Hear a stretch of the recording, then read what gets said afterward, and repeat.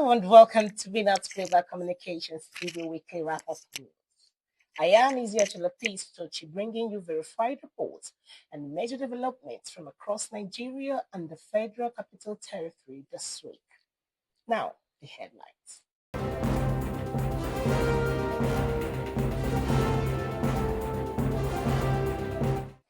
Cost of living remains high in Nigeria. Fuel and electricity supply challenges continue. Communities strengthen local watch networks. National cases under spotlight. Social media shapes public opinion. Family seeks justice for Juliet Ohime.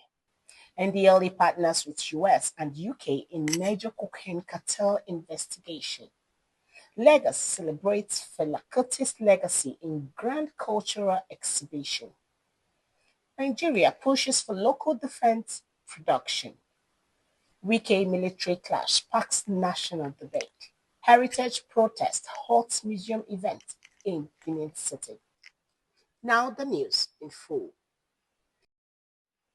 The cost of living continues to weigh heavily on Nigeria as prices of food, transport, and essential commodities surge nationwide. The naira remains unstable in the foreign exchange market, complicating business operations and raising import costs. Across several states, civil servants and labor unions are urging government to review the national minimum wage, citing the widening gap between income and living expenses. Many families continue to make adjustments as inflation persists. Fuel availability remains inconsistent in some regions, causing periodic queues at filling stations. Electricity supply also fluctuates, with extended power outages reported across the country. Businesses and households continue to rely heavily on generators, though rising fuel prices are driving up operational costs. See you after the break.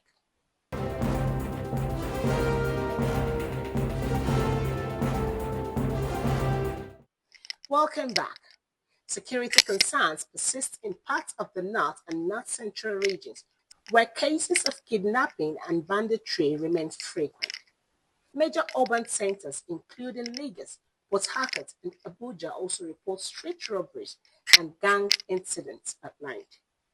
In response, many communities are strengthening local vigilante and neighborhood watch groups to improve safety and coordination with law enforcement agencies. Political activities are intensifying ahead of future elections as various stakeholders realign across party lines. Meanwhile, several court cases continue to draw national attention, including that of Mazi Nnamdi Kanu, leader of the indigenous people of Biafra IPOB. Observers await new ruling that may determine the next legal steps in his long-running trial. Nigeria's youth remain central to national discourse through social media advocacy, entrepreneurship, and creative innovation. Digital platforms continue to drive civic engagement, political awareness, and cultural expression across the country. In Lagos, the death of 28-year-old Juliet Ohime, originally from Benue State, has sparked public outrage and calls for justice. Juliet was reportedly assaulted in the Sangotodo area of Aja following an altercation that involved vehicle damage. She was later found dead with signs of physical injuries. Police confirms that 3 suspects have been arrested, and the case has been transferred to the State Criminal Investigation Department in Panti for further investigation. Human rights groups are monitoring the developments closely. The families of the late Juliet Ohime is appealing to Benue communities, advocacy groups, and the public to stand with them as they pursue justice and transparency in this case. Nigeria's NDLEA has launched a major international collaboration with the US DEA and UK National Crime Agency to dismantle a powerful cocaine trafficking network. Nearly 1,000 kilograms of cocaine were seized at Tinkan Port in Lagos, one of Nigeria's largest drug interceptions ever recorded. Officials say the operation signals stronger global cooperation against transnational drug cartels and highlights the need for tighter border and port security nationwide. Lagos State celebrated Afrobeat legend Fela Anikulapo Kuti in a grand cultural exhibition showcasing over 440 rare artifacts, including stage costumes, paintings, and photographs. Organizers describes the exhibition as a living tribute to Fela's music activism and influence on global culture.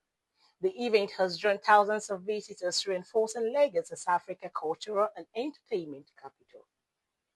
The federal government has announced a partnership between the Defense Industries Corporation of Nigeria (DICON) and Okota Steel Company to boost local manufacturing of defense equipment, including helmets, vests, and ammunition.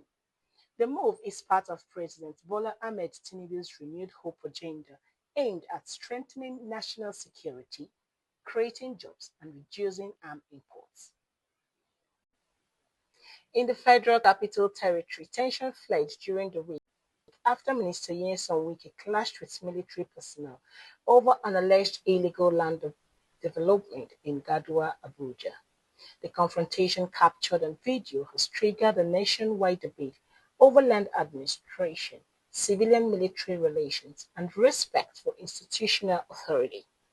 Former Chief of Army Staff Lieutenant General Tuko Buratai condemned the minister's conduct, describing it as a threat to national discipline and urged restraint and dialogue to maintain public trust between civilian authorities and the armed forces.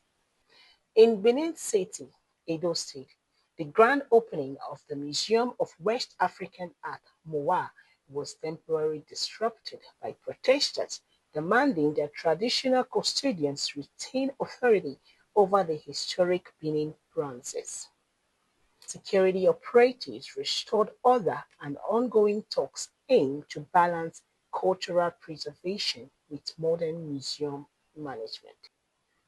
From economic challenges and anti-corruption reforms to cultural revival and national security, this week reflected both the struggles and the resilience shaping Nigeria's future.